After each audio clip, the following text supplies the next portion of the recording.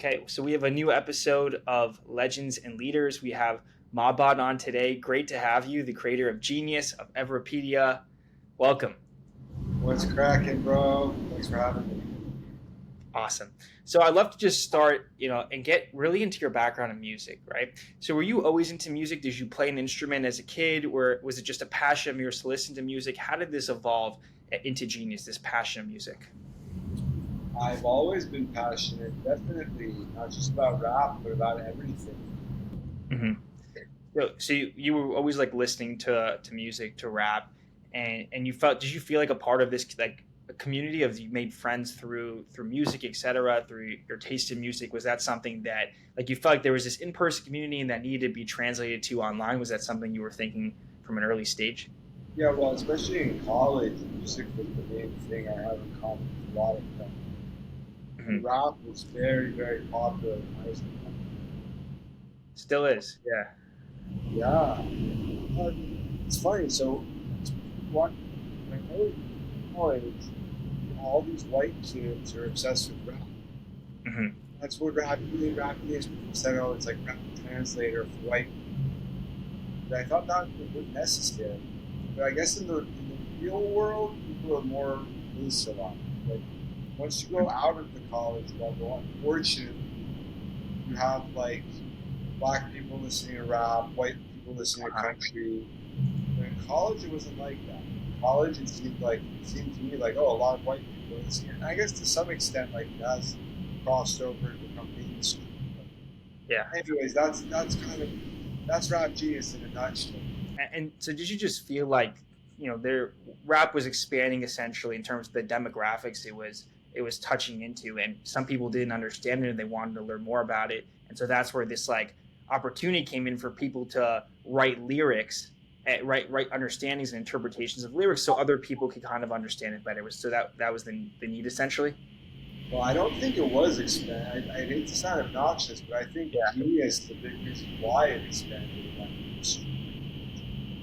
At the time, it wasn't. At the time, when Genius came out, rap was still quite marginalized.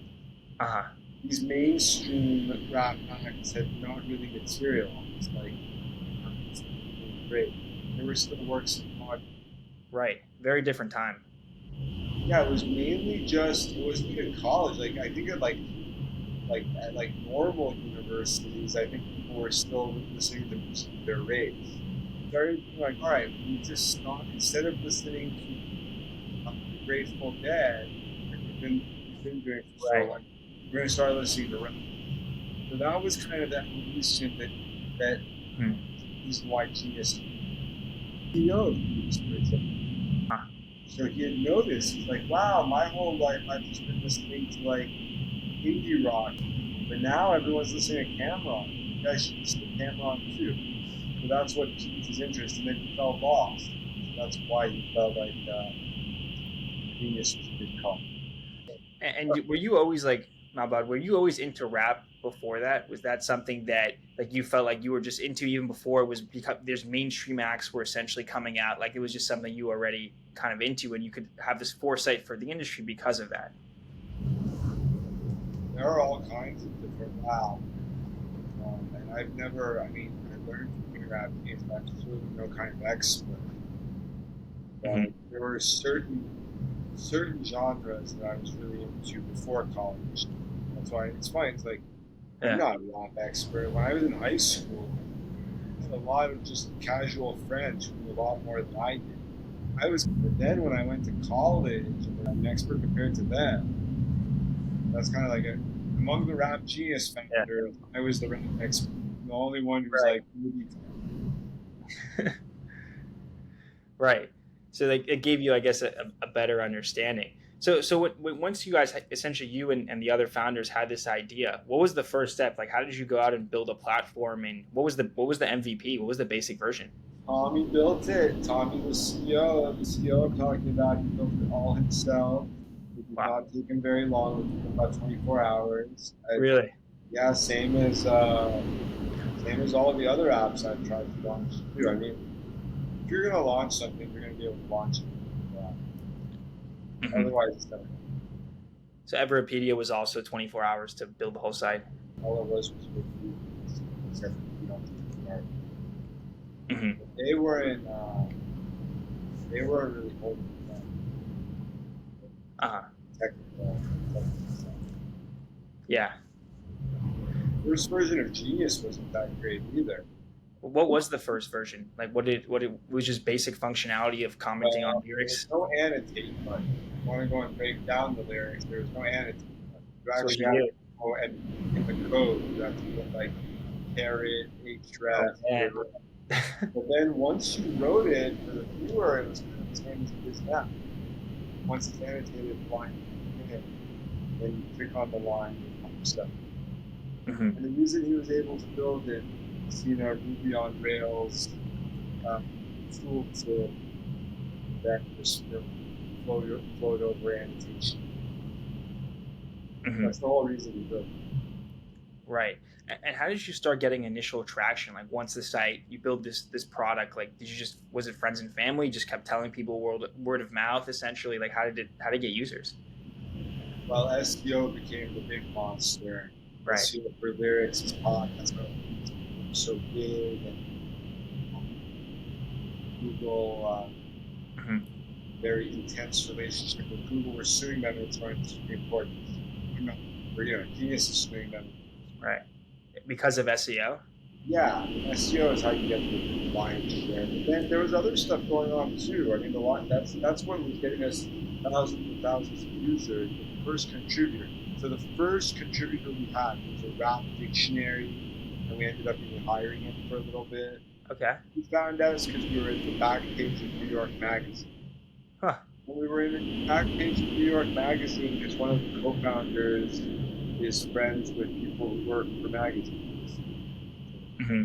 He got them cut. So I guess that was kind of, you know, I was all over Twitter. I was just always trying to be funny on Twitter, kind of like Yeah. how Benny's and all of the, you know, Slim Jim and all that, all the brands are doing now. That's what Right. I started. Rap Genius was the first Twitter looking for, like, why is a company doing the same? Yeah.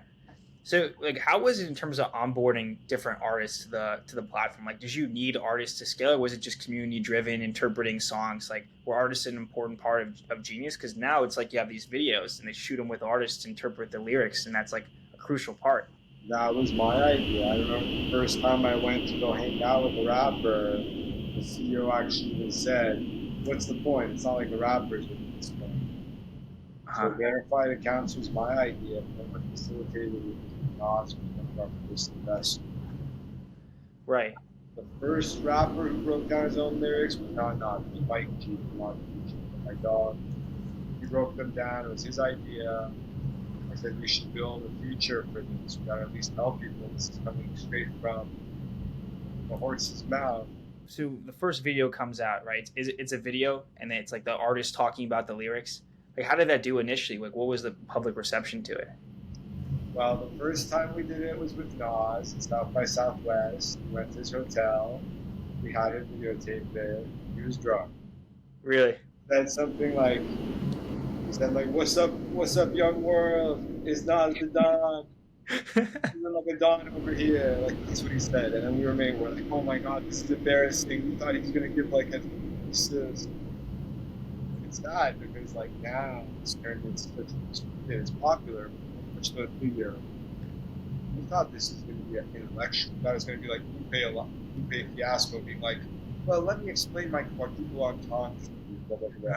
But instead, what I'm seeing on Genius after I left, Yellow Stream interviews, it's like NBA young boy. It's like, the line is like, I love getting fucked up. Let's get crunk. He's like, I be getting fucked up, y'all. I be getting fucked up like a motherfucker. Wow, that's like, that is so analytical. Thank you, young boy. Right. So it was supposed to be more of like this intellectual platform, like an encyclopedia for music, essentially. Yes, yes, and also so originally we had it so that the artist could just record the videos on Genius. It was actually cool, but then that technology always had problems. A lot of Like times, through their phone, through like an app or something. yeah, part of the app. Part of the Wow. Genius app was if you had a verified account, you could put 1 minute video on it. Huh. So Interesting. all of that got scrapped when we started just putting the yellow screen in. I left, and Rob Markman replaced me, and it started to just be interview. So that was not good. I mean, it was the guy who started all that going was Rob Markman. A lot of people think Rob Markman's the founder. Rob Markman was the guy who replaced me. Mm-hmm. I don't know how he went along with it. Like Rob Markman is really into intellectual rap, so I want to know how he feels about be a young boy using Diversifying to imitate the lyric, love that bitch. Yeah. So none of that was like initially that those weren't the lyrics that were focused on at all. It was more of like these well thought through lyrics that like artists like Nas were talking about, and like that was like understanding lyrics was the purpose of it. Oh, when we started rap, all rap exegesis, I thought it could be East Coast rap. I was Huh. like, how are you going to put Southern rap? And at the time, I didn't know. Southern rap, there's actually all kinds of stuff. Yeah. I'm just like what we were trying to do. Because originally, I even thought, I was like the only rapper who really uses this Cameron. This Cameron is the guy who inspired me. Now no one even knows who Cameron is. Gen Z doesn't care about him. Huh. Well, you Gen Z youngsters, go listen to Cameron. That's the only reason you have G. Originally, I wanted to call it Cam Genius. I thought Okay. no other rapper needs this. Only Cameron. Well, okay. Maybe J's. Maybe J's. Mm-hmm. I guess Nas needs it too, but not. What was your like most memorable experience working with an artist with Genius? Like what stood out to you? Like, Oh, one time I was on a flight with Nas, we sat next to each other, had a great time. Got to meet Gucci Mane. That was pretty dope. Gucci Mane explained a bunch of the lyrics to me, and then I had God mode on Genius, so I went into Gucci Mane's account and I annotated the lyrics he'd explained to me, and then the chief of staff was like, no, Mahbod can't type it. Gucci Mane has to type it himself, and I was like, I swear I'm saying word for word what he said. do you think like these artists really think through the lyrics and like it's very sophisticated on a general basis, or is it like, I mean, at least when you were building it up like 10 years ago, let's say, like were these like really well thought through verses that were like, wow, like this alludes to this, or this is just quite unique?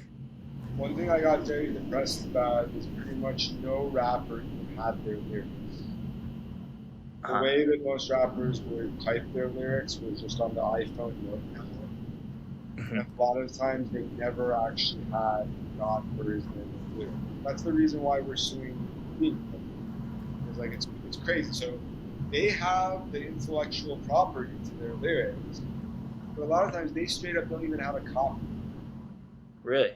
Like 90% of rap songs before Rap Genius, the only place that the master lyrics existed was on the artist's phone in Notepad, and with a lot of typos, with a lot of errors.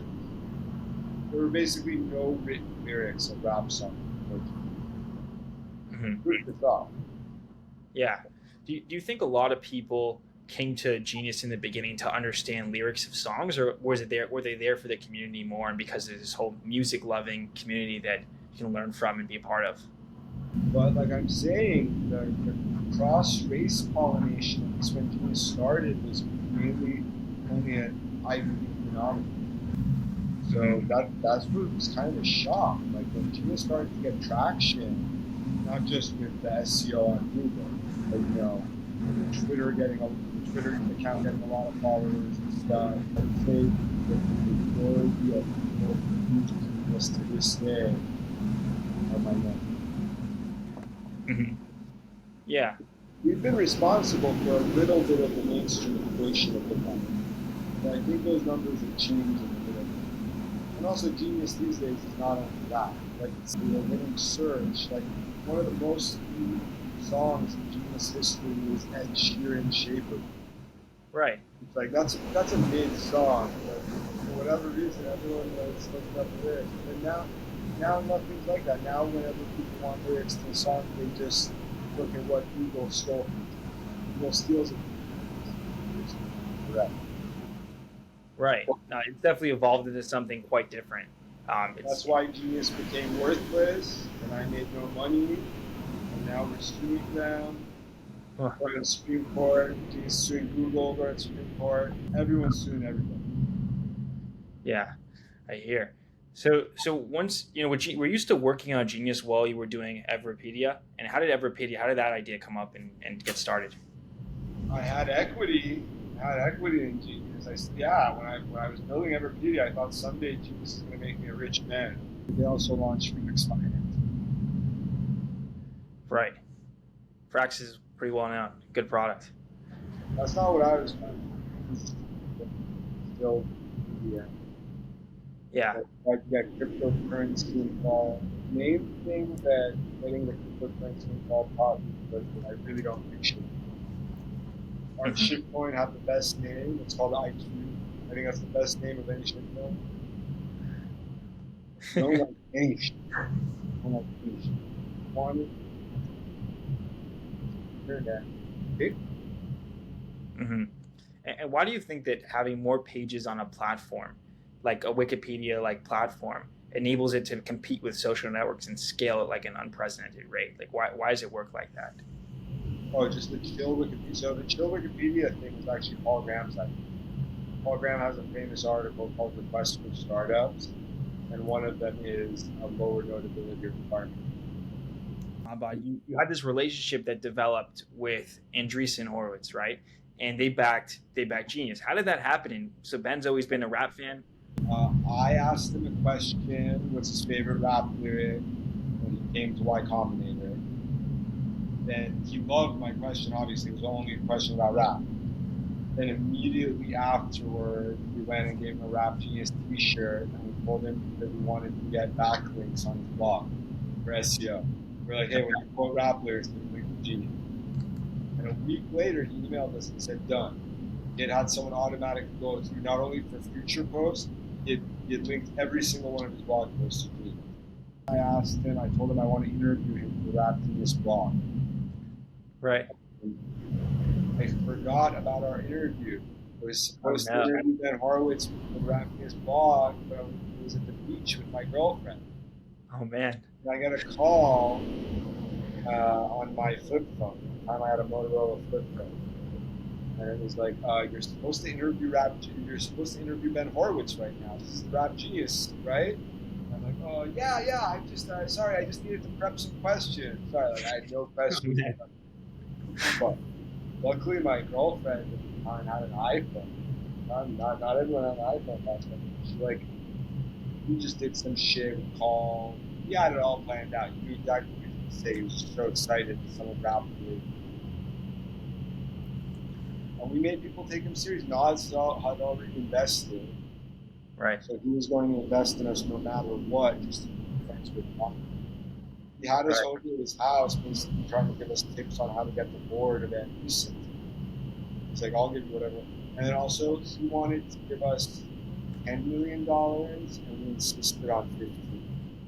hmm And he was like, I'm going to get in trouble, blah, blah, blah. Did Andreessen get a return or Nas get a return from Genius? I would guess that Nas tripled his money, and Andreessen lost a little bit of money. On their A round, they basically broke even, but on their B round, they lost. But the person who lost a lot of money was Dan Gilbert. Dan Gilbert probably lost half of the $30 million. What was the last valuation that Genius raised at prior to the acquisition?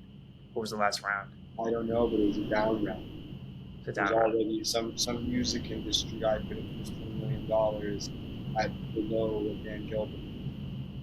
hmm And how do you think music businesses like Genius can better monetize? I mean, you said that they got acquired in a way that in an acquisition that wasn't as ideal. Are there new ways to monetize besides the typical like ad way that it can really help these You businesses can't survive? monetize something as a standalone thing. You just have to get acquired. So Google wanted to buy Genius for $750 million. Wow. But the CEO said no. Because after he said no, Google said, okay, if they won't give us Genius, we're going to destroy Genius. That's when they launched Google Lyrics and they started stealing the lyrics.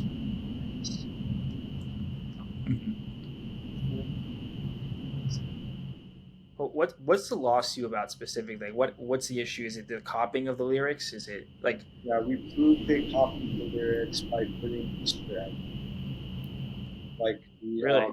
the apostrophes turn left and right according to Morse code, and the Huh? apostrophes of every song are writing Morse code. Google is stealing. Really? Yeah, and then Google copied all the apostrophes. You, It was on the wow. front page of the Wall Street Journal. It went to a judge in New York, and this evil judge decided for Google. So what's the case like? What's the ask in terms of like how, like the lawsuit size? I don't really know what's happening. It's connected to the Google Yelp lawsuit, which also lost. So Mhm. Yelp lost because they don't have a copyright on the photos they take that Mhm. Google steals. So we think Yeah. we can win because we're doing something. We don't own the lyrics, but then the artists Right. don't even have the lyrics. Huh. Interesting. And what do you think is next for you in terms of like tech startups or like what do you think is your next phase?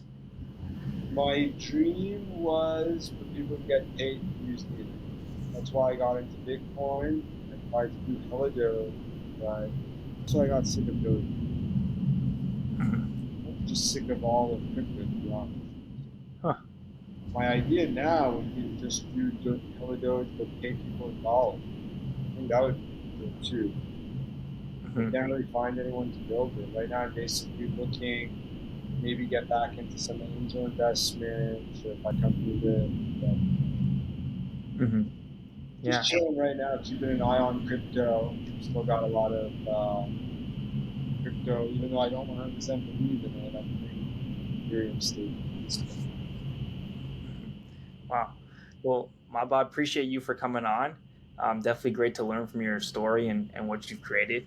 I think I'm excited for whatever you'll create next and the next step. And it's definitely been great having you. And thanks for coming on. Shouts out to you, bro. Keep following, making next generation footwear. Yes, sir.